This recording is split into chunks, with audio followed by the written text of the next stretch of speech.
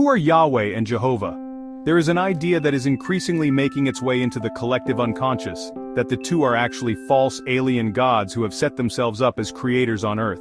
The collective entity Yahweh, led by the cruel, warlike and misogynistic patriarch Father God Anu, was incarnated in the idea of Yahweh, as is presented in the Old Testament, while another brother took the form of Enki or Enlil, sometimes disguising himself as Jehovah, demanding the worship of earthlings, under penalty of fire and brimstone.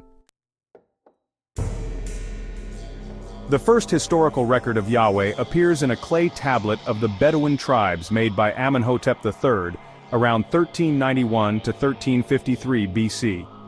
False father archetypes are present frequently in mythology and the common folktales of the world, often as patriarchal prophets, to impose dominance through coercion and submission.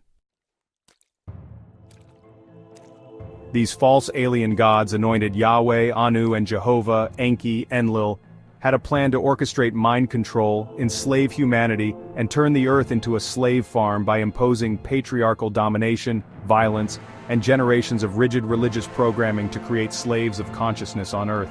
They systematically persecuted and displaced indigenous nations through their control of the religious and political environment, mixed our languages, created borders, timelines based on fear, and separated us from each other in order to rule us. Repeated rituals were used to control people's minds into strict dogmatic beliefs mixed with an obsessive level of anxiety. These entities literally feed on a person's fear or anxiety and even worship. Yahweh's archontic system vampirizes fear and anxiety.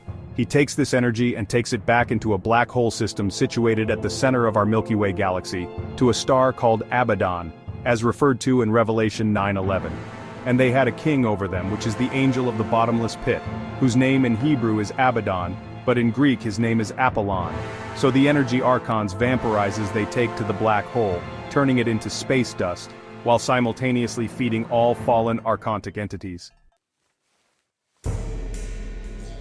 Jehovah or Yahweh, represented in Hebrew by the Tetragrammaton 4 letters, Yod, He, Vav, He, transliterated in the Roman script YHWH, seems to be also responsible for the artificial tree of life in Kabbalah presented erroneously, with only 10 spheres instead of 12 as it seemed to be originally.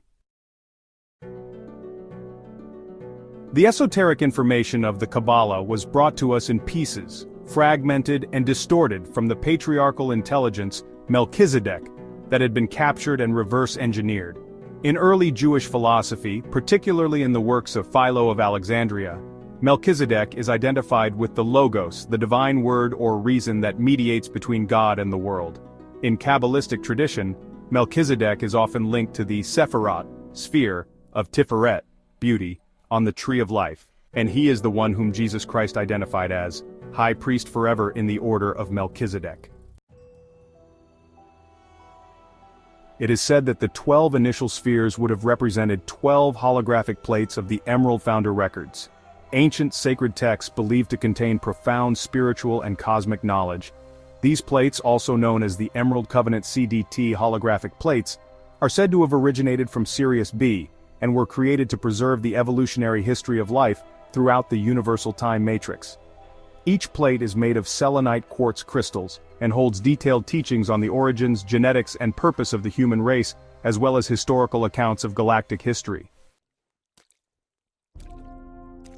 These records were originally protected by the Magi Grail kings, who acted as guardians of the planetary stargates for their respective tribes.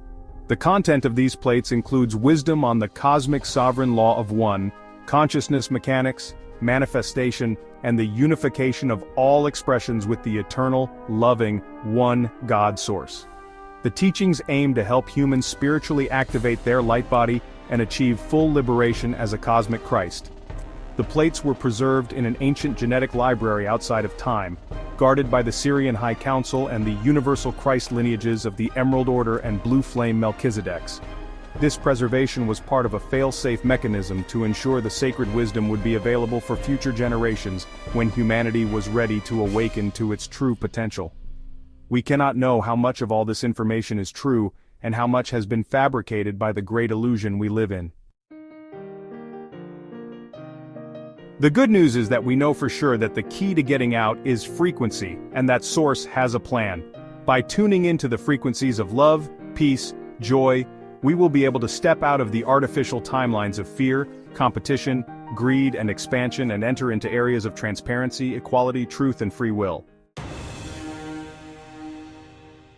Let us not be afraid.